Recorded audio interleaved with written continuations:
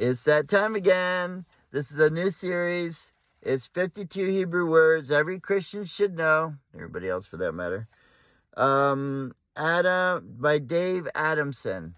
So this is number 3. Little housekeeping. I labeled the last video number 3, but this is word number 3. And I also have a raspy voice because they did surgery yesterday to check out a lesion to see if it's normal or not so normal. So we'll just wait on the Lord for that. But the word today is Ruach, breath. It means breath. And it's Resh, Vav, and Chet. And let's see what the devotional says. The Hebrew language is based on word pictures and symbols. Each word conveys emotion and experience, not just information. Words in Hebrew often have specific images connected to them, like the one in the book of Isaiah, when the prophet writes that God will arrive, quote, like a raging flood tide driven by the breath of the Lord. Quote, Isaiah 59:19. What an awesome image of God's power and beauty. This verse reminds me of the ocean crashing over rocks on the shore.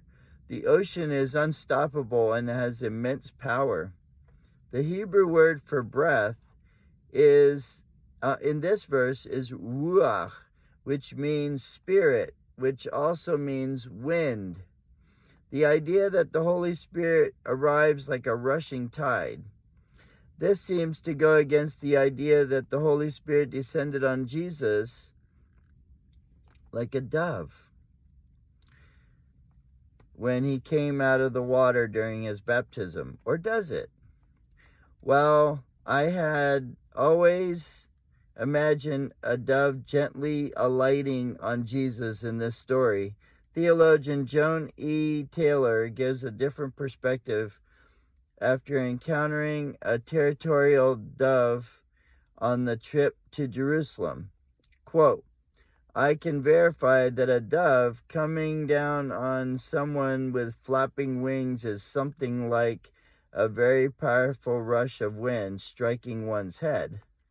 Quote, this picture fits with the way the Spirit landed on the disciples like a rushing wind, quote unquote, after Jesus' resurrection during the Pentecost. Does it matter if the dove descends gently or forcefully? Probably not. But I like the idea that the Holy Spirit tearing open heaven and swooping down on Jesus with purpose and power. And I like knowing that today we all have access to this determined Spirit. Isn't that great? I love these. I'm able to read these sometimes for the first time too. And this has just been such an encouragement to me. And I did have a comment on one of them that said, I read a regular Bible and it's not much different. And that's true, but there are nuances that might make a difference. And maybe we might go through 40 of the words and there wasn't really much nuance for them.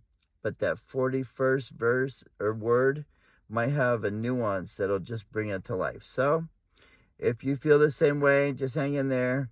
I think there's some more that's going to be coming that I just kind of perused ahead of time. But you have an amazing day. Don't let the rain bother you unless it's sunny there, because above the clouds, it's always sunny. But you have an amazing day. The Lord bless you, and we'll see you on the next one.